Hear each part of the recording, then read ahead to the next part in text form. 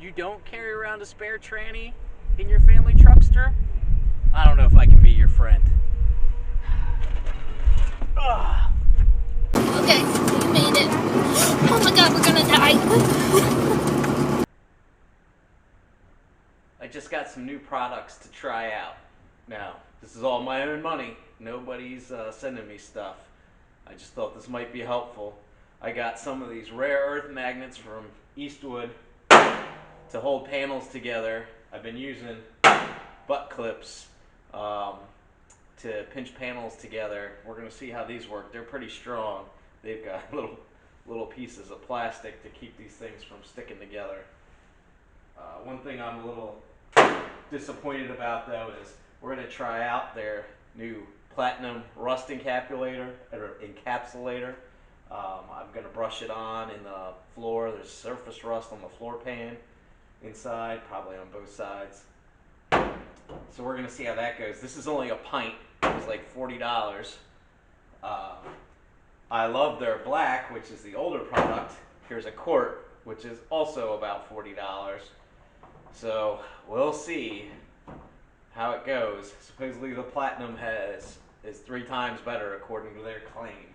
But I have a feeling money-wise and for where I'm going to use it, the black was going to be the better for my budget. But we'll see. We'll see how far this goes. They say this can do like 9 square feet, and that should be pretty much everything I'm going to do in the inside where your feet go. You're going to be able to paint over this. My last project, this stuff saved me because I sprayed it on or rolled it on and all the pitting, and then you go back and sand down the good metal that isn't sprayed on. The paint comes off when you sand it back down, except for in the pits, and then you can just cover it over with body filler and or primer and then paint over it. So we'll see. These are my new products today. Oh, look at that. Yay!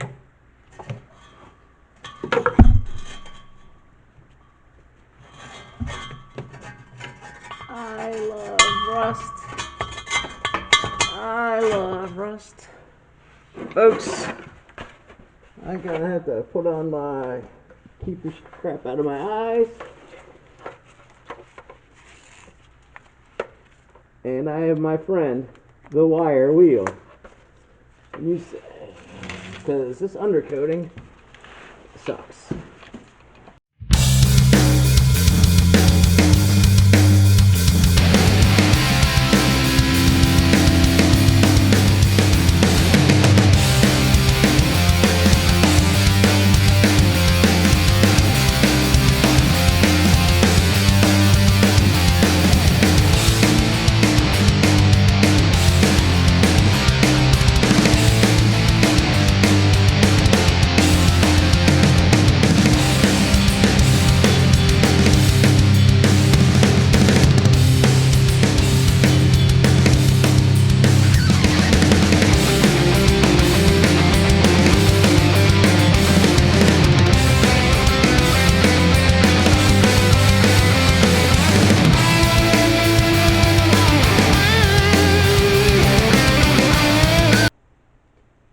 So I have my spot weld cutter from Harbor Freight, and I really like this hole saw style versus the other one, which is like a drill bit.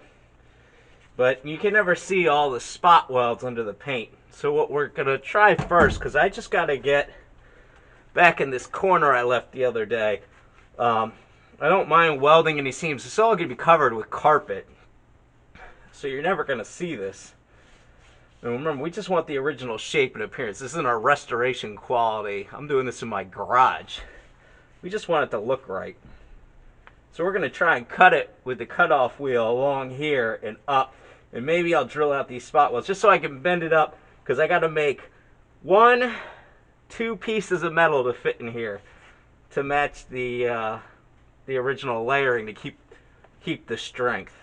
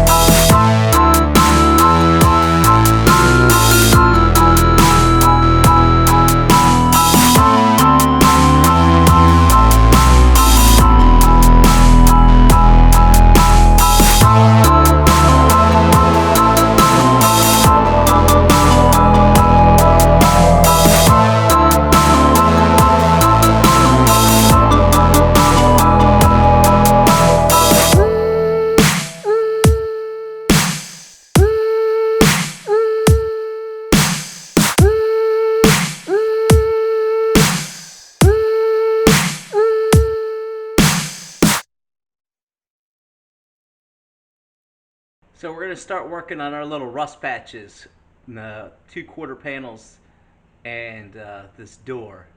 Plus, we're going to seal up where the antenna was. I'm not sure it was an original antenna because Ford puts all the antennas on the passenger side fender. And this fender doesn't have a hole in it as far as I can tell, and there's a hole on the rear top of the rear quarter. So we're going to seal that up later, and we're going to put a hidden antenna in this thing eventually. But I got all my little 18 gauge patches that I made up, and they're larger than the rust hole. Hopefully the rust isn't larger underneath. I already took off most of the filler and paint that was covering it up. Somebody just went over the rust with filler and hoped it wouldn't go through. So I put these on here, I drew around them, and then we're going to use our angle grinder. I'm sorry, our die grinder, because it's got a very thin cutting, 3-inch cutting wheel. A little more control, and we're trying to stay inside the lines. And then we're going to use these stitch weld rare earth magnets I got from Eastwood. They do a lot better at holding this 18 gauge than the 16 gauge in. So we'll see how that goes. And of course, I got my N95 mask on because I don't want to breathe any of this stuff in, but it's going to fog up my safety glasses.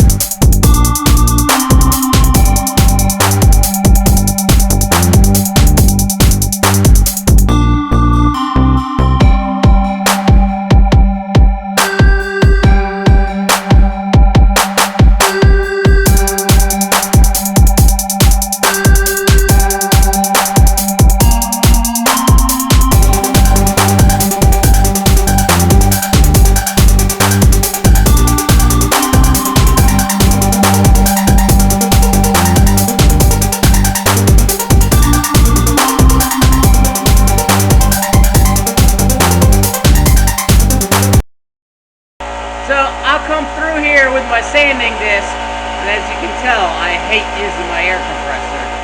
But it's cheap, it's lasted a long time, and it's from Harbor Freight, which means I can't believe it lasted a long time. So we're going to keep going around the car. I think I got 5 or 6 more of these, and then I'll put on my sanding disc and we'll fit them a little better, and then we'll start plug welding them, which is going to be the hard part. Can't get the metal too hot.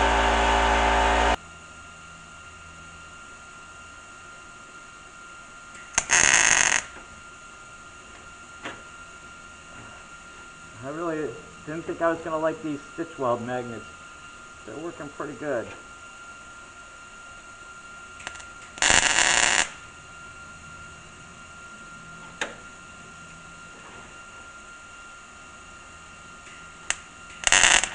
Oops, let's go down.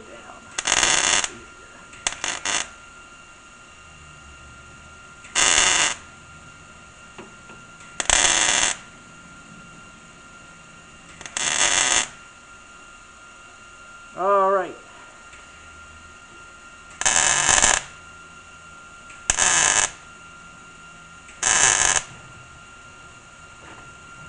Well, there you go.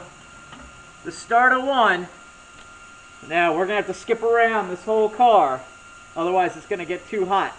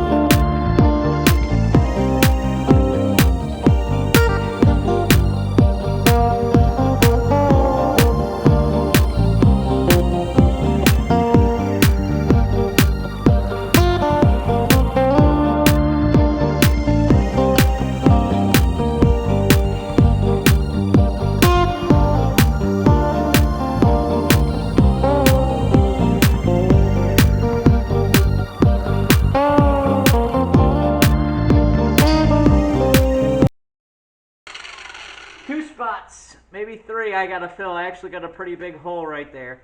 I got a low right here I knew I was gonna have, but the filler will take care of that.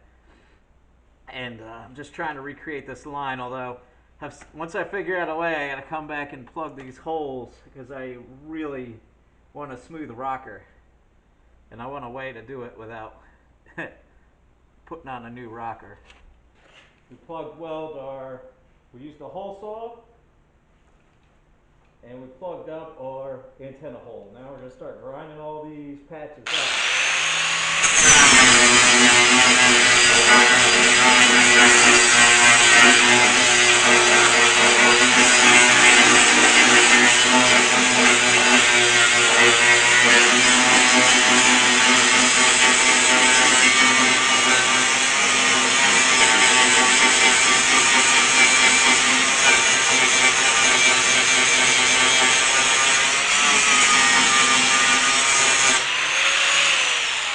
I was hoping to wrap up all the rust repair except for the cowl in this video, and then come back and start building the engine.